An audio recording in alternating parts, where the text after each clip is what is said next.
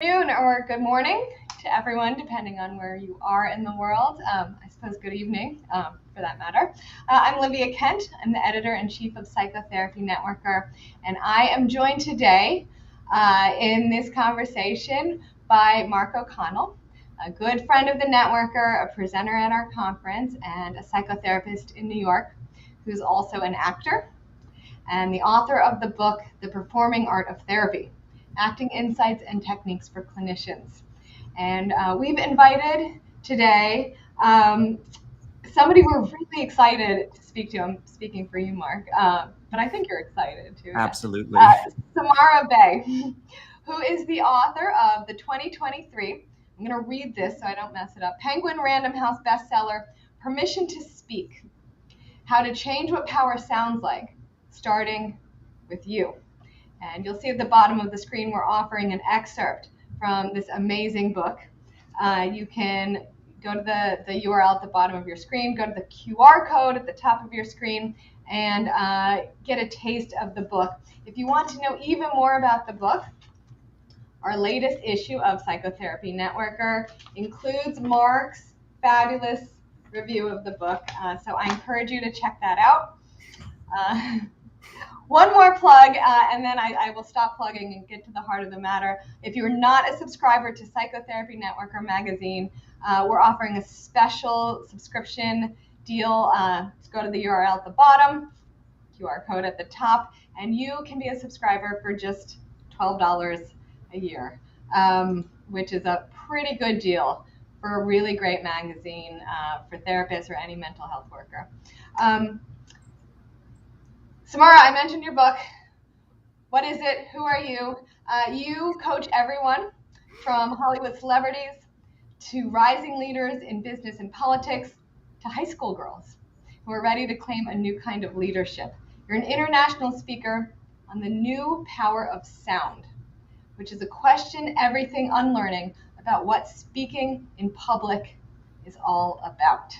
So, Samara, tell us a little bit about your experience as a speaking coach. And if you're not giving huge keynotes to thousands of people or giving a State of the Union address, why would anybody need a speaking coach or need the insights of a speaking coach? Thank you. And I'm very, very pleased to be here with both of you. Why would anyone need a speaking coach? Listen, the reason is because most of us secretly have a complicated relationship to our own voice. And I wouldn't be here talking about this if we didn't, but I was thrust into coaching women who are running for office for the 2018 midterms, actually, during this wild summer so I have a background as a dialect coach in Hollywood, which is already kind of an unusual job, but my acting background turned into a dialect coaching background. And I was coaching Gal Gadot on Wonder Woman 2 in Washington, D.C., summer of 2018. And that was a very complicated summer for anyone who remembers the political climate. And just when I was noticing that all of my activist friends were burning out and I was quite terrified about the direction our country was going in, I got this call from moveon.org. A friend had put me up for this. I had no idea. And they find worthy candidates and offer them all kinds of resources, including training. And they were asking me if I would be one of the pro bono trainers. So first-time candidates, meaning literally people who just looked left and looked right and went like, maybe it's me, and had some, A, lived experience that would make them great for being in office, B, empathy, C, some understanding of the policy. But the reality is none of that actually matters if you can't stand in front of a group of people and say, here's why you should trust me. And I got thrust into the world of how hard that is for everybody. And of course, I knew on some level because I'm a person too. And I've been coaching movie stars who you would think would be the most confident people in the whole world. And yet I know in their quiet spaces, in their trailers before they go on set, whether they're doing accent work or not, they are grappling with massive amounts of insecurity about how they talk and how they get perceived. And now I can say, based on, really working with thousands of people, we all do.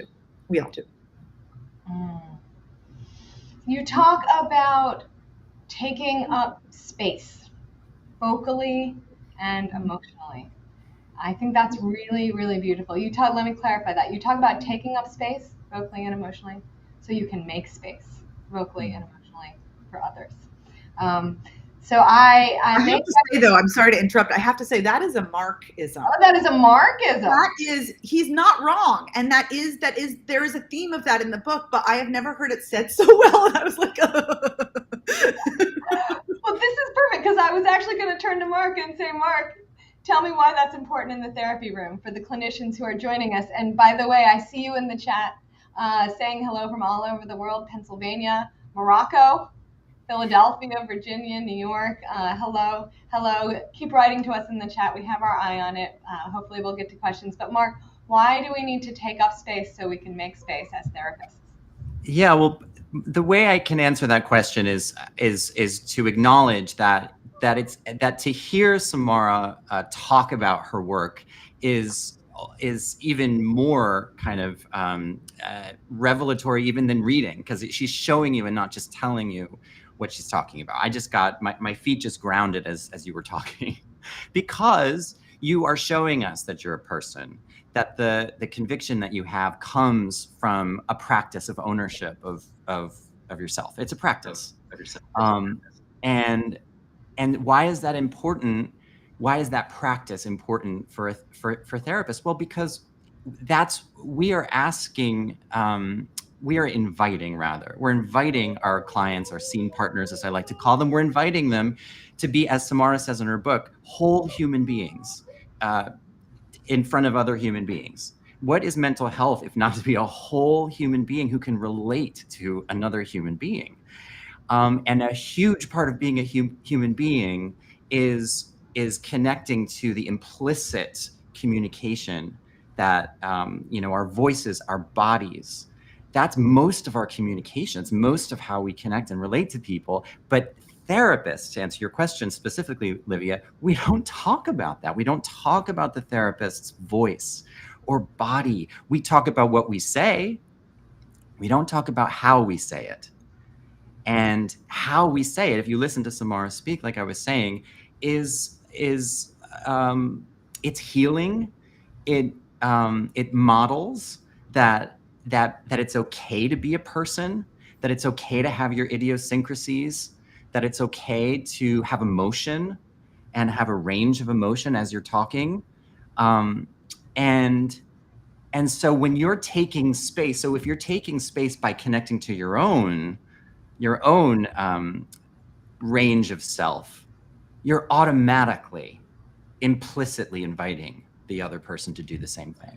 It reminds me of a woman that I quoted in my book. A friend of mine said that she likes to bring her belonging with her. So there are rooms that will feel less safe, right? Maybe you're talking to a group of people. Maybe you're talking to one. Do you say client or patient? I say client. People say client. One client, and you know that they're difficult. You know that they've got a lot of stuff in it. They maybe, as we've discussed, tend to blame you, and you know that there's a lot of work that's going to have to happen in that room. But the question is, what do you do in the moments before, right? And one of the things that's like a tiny mindset shift, and I think that even if as I introduce it, you might like internally roll your eyes, but I encourage you to go to the next part where you might be a little bit more of an idealist hidden inside of there, and invite your belonging in. And then there's a second part of it, and this is why I really included it in my book, because when she said that, I thought, the even more revelatory thing is not just to bring your own sense of belonging with you into complicated rooms, but to speak to the other person or the other people there, to speak to their need to belong. To trust that even if we are talking to a room of people who perhaps even have more power than us, maybe I don't know, I do all kinds of stuff with like female founders. So you're going into venture capitalists who have all of the money and you have the idea, but like, an idea is a dime a dozen, right? We can talk ourselves out of our value. But if we go into that room speaking to their need to belong, it completely changes our own relationship to power, which is really, just to name it, when we're talking about voice here, I'm very interested, as somebody who has a background in voice, in the ways in which our literal voice reflects what's going on the inside. But we're not talking about our literal voice. We're talking about our relationship to our voice, which is to say our relationship to how we show up in spaces, get seen, get heard, trust our ideas or don't, take up space or don't, right? It's just this like, voice is such a lens to look at our own sense of self-worth and enoughness. So let's do a little story time. Let's get specific. You know, we're talking about voice. Samara, I know you share in your book a story about your own voice. You talk a lot about voice stories, and you have your own. And this, from what I understand, is what you're talking about. It's our relationship to our own voice. Yeah, so I introduced this idea of a voice story because we all have one, and it's not chronological, and it's not only one thing. So just to name that, it's not like, and here's the plot of your life, although it may be related to the plot of your life. But, you know, the term money story is used quite frequently, and there's other kinds of things, our body story, right? It's a collection of myths and half-truths and maybe even full truths that we've sort of absorbed, internalized our whole life and taken as truth. So I'm offering that all of us have one around our voice. Some of it is about literally like, were we aware that we had an accent growing up? Did our parents have an accent? Were they immigrants? Were they outsiders? Did we feel like an outsider? Did we feel like we had an obligation to be the funny one in our family, or the strong one, or the quiet one? What were we told growing up? You know, many grown-ups, well-intentioned grown-ups, nonetheless tell kids things like should be, you know, seen and not heard. And even though that exact phrase, I think, has gone out of, you know, like common use, the spirit of it is there. Or don't cry, or don't you dare speak to me in that tone, which usually means, how dare you be angry? That is an inconvenient emotion for a child to have around a grown-up. So all of this, I invite me to always be thinking about, like, how has that affected my life? What have I taken for granted that, like, I should never show up this way? Because actually, I heard this one thing when I was in second grade, and I wonder if that story does not belong to me anymore. Right? So our voice story is constantly changing. But one moment that was completely pivotal for me, Livia, that I think you're teeing up for me here, is that, fun fact, Mark and I both went to the same acting grad school. We were not there at the same time. I was the second graduating class of this new program. And I was in my early 20s. And halfway through the experience, a year and a half in, I started to lose my voice. And it happened over many months and was super painful. Like, lose my voice didn't mean I couldn't talk. It meant I ultimately chose to stop trying because every sound that came out was like tearing at me. And Providence, Rhode Island, dead of winter, late at night, cups of tea, like these existential moments of like, what is my voice trying to tell me? What is wrong with me?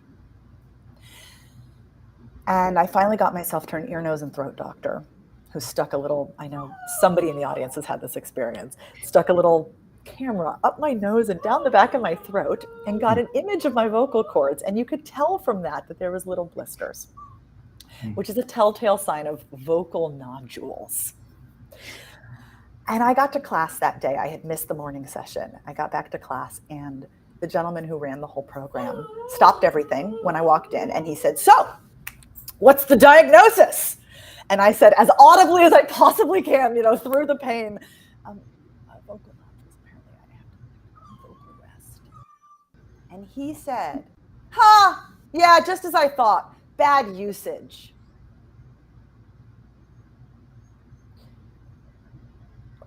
I mean, it's such a weird phrase, right? It doesn't have a huge amount of emotional significance in our culture at large, but I felt it. And that stayed with me a lot longer than the actual problem did, because I went to a speech pathologist who retaught me how to talk. I discovered I'd been habitually talking a tiny bit too low in pitch. Tiny bit. I wasn't Elizabeth Holmes, bless. Just a tiny bit. But the shame that guy set up for me, that I was doing this to myself, that I was really interested in. And I have to say, I wrote this book 20 years later. I didn't realize until I was mid-writing it. It was the book that I wished I'd had when I was in my 20s. Mark, you say in your review, this is the book a lot of therapists are going to want to wish they had Yeah. as well. And the ideas in it shifted something massively for you in the course of treating a client you call Zach. Do you want to tell us that story really quickly? I think it's quite powerful. I do. And that Samara's, I want to respond to Samara's story as a segue to that too, because the telling of that story that you just told, Samara, I think is incredibly, that in itself is incredibly healing. And it's a theme in your book. It becomes a really major theme in your book, that the idea of blaming ourselves, the way the more awareness we start to have of social norms and how we fit into social norms with our voices and our beings, the more we can blame ourselves, and other people, to, as you exemplify in the story, can blame us for conforming at times. What I love and what's so healing is that you stress that the point is to be aware of all these things so that we can have options and freedom. And there's something so healing about that. And to really notice when the shame pops up. Maybe it feels like embarrassment or something lighter than shame, but those little shoulds in our head. Why can't I hack it? Why can't I sound like powerful people sound? Yes. And you know what that is specifically for therapists? And I think every therapist can identify with this. This is why one of the reasons I think it's so specifically valuable is this idea of neutral. We hear neutral all the time in our training, and I get it. The point is, you want to get out of the client's way. That's, in theory, the idea of the word. Get out of their way so that they can show up and be a whole person. I get it. That's the theory. But what happens to an individual's voice when you're trying to be neutral? Voices like the teacher's voice in your head, you start thinking things like professional, standard American, which you unpack in the book and help us get a sense of what is standard American, who sounds like that. Well, and just to name it, because I feel like this is part of my job, is to name these things. There is inevitably a social justice component to this work. That what we're talking about is who those standards have served, and inevitably it's the straightest, whitest, richest men.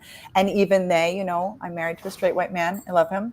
Even they have their own drama, right? But this is the burden. This is the burden, that the standard exists to make it easier for some people than for others. Absolutely. And this is great. And thank you for saying that. And this does segue into answering your question, Livia, which is, because the case example is very much grounded in these ideas that Samara is talking about. And my one specific way in which I tried to achieve neutral was with this client, Zach, who's a jock, a teenage male jock. And the thing about teenagers is that, they're children, really. And he was a really sweet kid, but he was taller than me. I'm 6'2". He was, and he was virile, but he'd say things like, my babysitter, be talking about it. My babysitter's going to pick me up today, so it was like that, there's that disconnect. But viscerally, my point is, here I am, it should be very easy to care for this sweet person. Viscerally, it was reminding me of jocks bullying me in high school. And I was not standard American in the way I spoke or behaved. I had what they call gay voice. You can Google that. It's your voice, you're a male, and your voice leans toward what we think of as feminine characteristics, whatever. So my visceral memories of being around energy like that, voices like that, immediately makes me guard myself. And especially if you think of the context as his therapist, I'm in this position to care for him. I don't want to get in his way, right? So the voices of your teachers and your supervisors telling you, be neutral, don't, mess up, contaminate his process, is subliminally all going on. So what does that mean? That means I'm talking embarrassingly, probably, if I heard it, like throwing it up or whatever. And not that it was successfully that, but that's what I was doing to protect myself. And so here's a specific example of why that's significant. And this happens to us a lot as therapists. The text was often fine, open-ended questions. You know, what does your coach suggest you do when you get down on yourself is the question. But I would say, like, what does your coach suggest you do when you get down on yourself? And I would say it in this way that colluded with his coach and because of my delivery, and ended up keeping him kind of disconnected from his emotions. So I like to play back the scenes in my head, and I think a lot about the implicit communications, the way a screen actor might look at the dailies, the footage you took that day, and be like, what did I actually do that day? And what's actually happening implicitly? And then I go back with intention. And Samara's book was certainly in my head when I, think about this, thinking about this person. And actually the adjustment was very simple. It wasn't like I just changed my voice or something. I didn't even say very much. It was the thought in my head saying, it's okay if he hears me talk the way I might talk today. And this is something that runs throughout Samara's book. Can you care? The question, can you care when you talk? And if something's getting in the way of the caring, what is that? Can you look at that and can you try to get out of your own way? And so that was it. And the implicit messages that it then sent to him that I was okay in my own self changed everything. That day he started talking about why he was afraid to not be disciplined, to not be tough. It was different than my situation. He was afraid of being self-destructive because that's what he witnessed in his family. If you were vulnerable, you were self-destructive. Anyway, it opened up because of that implicit adjustment. Your unguarded voice. Yes, absolutely. I love that story. And I think that's something I did right before we went live with this conversation. It's very illuminating. I'm going to share it and possibly embarrass myself, but that's okay. I said, hey guys, let's share with the audience something really practical they can do. Is there a breathing exercise we can share with therapists? And, Samara said, yeah, there are, but that's not what this is about. And Mark, you nodded and said that's, this is about finding your unguarded voice, and it's not about breathing in a certain way. It's about reflecting on yourself in a certain way. Is that accurate, Samara? I think so, but I think that it's even connected to something bigger. And for some of you, this may feel more resonant than others, but I think what's at stake is really what we want leadership to sound like in the future. I think what we're really talking about here is a quite monumental shift toward better leaders, by which I really mean better spaces, better everything. We all know there's a huge challenge right now, whether we're talking about leadership in government or leadership in businesses, or I live in LA, right? Leadership in the media. And often, I will offer this mischievous thought, often I think that the people who hold the most power, who are the most in charge, got there because they sounded the part. There's a lot of biases that we all have when we listen to people toward and against, right? And so part of my work with the book is also to acknowledge that if we're all bias machines, of course we know that our next best thing is to check those biases, to notice them as we have them and go, ooh, oh, okay, I did an us versus them and they're not an us, so I discounted them. Wait, I can do better, right? And that let's add the word voice to that list of biases that we're taking really seriously, because we're actually all making judgments about whether or not to take someone seriously every single day based on how they talk. And it's not just accent, it's style of speech, it's youthfulness or age. It's education, seeming education or class, or these things that we pretend don't exist. And sometimes, if we are making judgments based on other people, we're also making judgments based on ourselves and dismissing ourselves. I'm not what a powerful person sounds like. So just to really zoom it out, this is, if we name this voice bias, then the alternative is voice justice, is something that feels like how each of us moves through the world isn't about how we sound and how people treat us. Like, what if no matter how we sounded, people treated us well? Well, what can each of us do? What can each of us do to be that person today? And when we stand up to lead, and I am referring to really quite open-ended versions of leadership, right? It's parenting. It's asking a question in a conference. It's leading, the discussion by asking a question. Any chance we have to lead, dare we invite ourselves in to sound like ourselves unguarded and decide that that's the new sound of power. That's the world I'd like to live in, one that is, for example, much more emotionally available. And listen, I know that when I offer this, there is a lot of privilege involved in this. There are spaces that are not safe. And if you're listening to this going, no, that's too big of a risk, I hear you, and look for the spaces that have a little bit more leeway. Just notice, because each of us do have some space where we can start to go, ooh, I think I'm actually a leader in this space. I think in this moment, at least, how will I spend my privilege to make the world a little bit more voice just? Mark, listening to that, how does that resonate with you from the therapist chair? Beautiful, and I love that you offered, as you do throughout your book as well, that with awareness we can recognize the times that are not safe to offer that. And that's why the larger project, I think you're saying, is to really tune in to what's happening first and foremost. And I think for a therapist, that sort of voice justice and that sort of leadership, it can happen. For one thing, it can happen when you're listening. It happens when you make a mistake and you model that you have.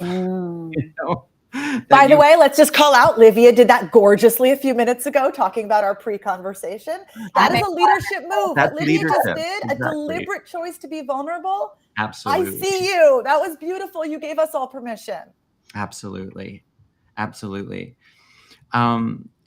specifically something came up that I want to note, a nuance when I think about the therapist chair that I wonder if some people are thinking about as well.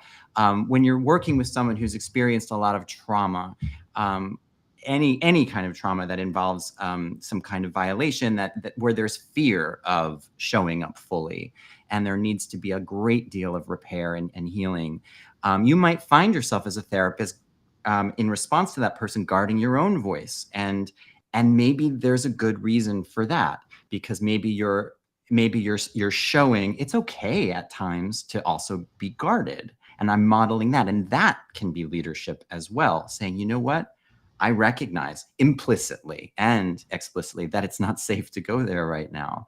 So we can think about how we use our voices in these nuanced ways, and all of it is leadership. It's not necessarily, it might seem like, oh, I'm backing away from my authority as a therapist or something, but actually you're using your authority to a great end, which is saying to the person, I see you, it's safe here, and I invite you to be your whole self. I mean, inside of that is just such a lovely invitation to even redefine what power means. I think this is a big conversation that's happening anyway. I spoke at South by Southwest this year, and when I was deciding on what my category was, and the drop-down menu was South by Southwest specific categories. It wasn't like industries. And the one that dropped down that just my eye went to was workplace revolution. So that's a category. And I'm like, oh yeah, coming out of the pandemic, no matter what our industry, we are all aware that there's a workplace revolution that either is happening in our workplace or should. Mm-hmm. So what we're talking about when we talk about leadership and about power really is how do we define it in a way that makes the people around us feel good, that makes us feel good, that helps us reclaim something that feels like the type of power I actually admire. Mm-hmm. It's beautiful. I'm aware we're reaching the end of our time together. If you're just tuning in, sorry, rewatch this thing. This has been a really meaningful and for me engrossing conversation here with Mark O'Connell, who's a psychotherapist in New York, an author himself, and Mark, in our most recent issue of Psychotherapy Networker, has reviewed Samara's book, which is Permission to Speak. I just want to open the page because I like to do this because I'm proud of the print magazine. And then, I can't get to the page I need in a timely fashion. But we actually have, you can see on the bottom of the screen, you can read Mark's review of Samara's book at the URL below, at the QR code at the top. And if you're not a subscriber to Psychotherapy Networker, we're offering a special deal for people who are watching this. You can look at your screen. It's $12 for the year. We hope that you'll become part of this community. It's a strong community of people who I think are truly in their day-to-day work engaged in the very things that Samara and Mark have been discussing today. A workplace revolution. I like that a lot. Maybe that's what we're doing, just quietly, with our clients, a little bit at a time. Revolutions don't have to be loud. Yeah, and really occupying, embodying. I don't know. I'm going to use words that may not be accurate, and correct me if I'm skewing it, but really embodying the truth of your voice, your own power through your voice, who you are, unguarded. And that does not mean for therapists necessarily self-disclosing everything about yourself. It's just the way you are in that room. That seems revolutionary to me. So I think I know you can learn more about this from Samara's book. I hope that you'll check it out. If you need a little bit more urging, you can read Mark's review of Samara's book and how it impacted him as a therapist. I guess before we go, I just want to acknowledge everyone who's been weighing in on the chat from around the world: Mississippi, Seattle, Malawi, Iran, Ethiopia, Nigeria, Texas. Thank you. We see you.